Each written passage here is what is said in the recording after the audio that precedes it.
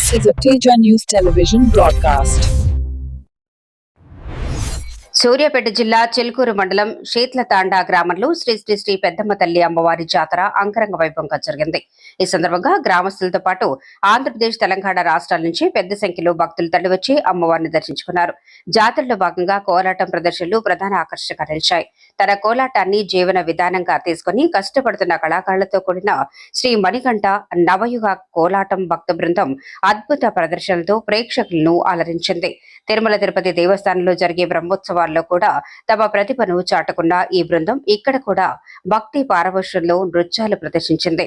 జాతరలో భాగంగా డప్పు మేళాలు, తాళ వాయిద్యాలు, భీమవరం టీం కోలాటాలు ప్రత్యేక ఆకర్షణగా నిలిచాయి. ప్రతి సంవత్సరం శ్రీరామనవమి అనంతరం 6వ రోజు వచ్చే పౌర్ణమి సందర్భంగా ఈ జాతర నిర్వహించడం ఆనవాయితీ.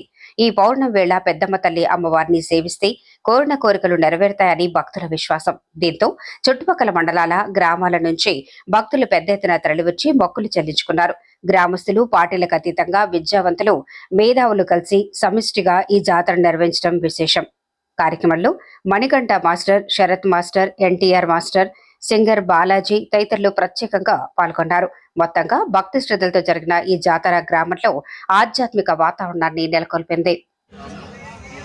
దయచేసి ఒక నిమిషం ఈ ప్రోగ్రాం చేయడానికి ప్రతి ఒక్కరు ఎవరు సలహా సూచనలు మీకు తోచిన వరకు ఇవ్వచ్చు, కానీ దానికి ఒక పద్ధతి ప్రకారం ఫాలో అవ్వండి, సహకరించండి. ఇది నా చిన్న విన్నపం, అభ్యర్థన, మనవి.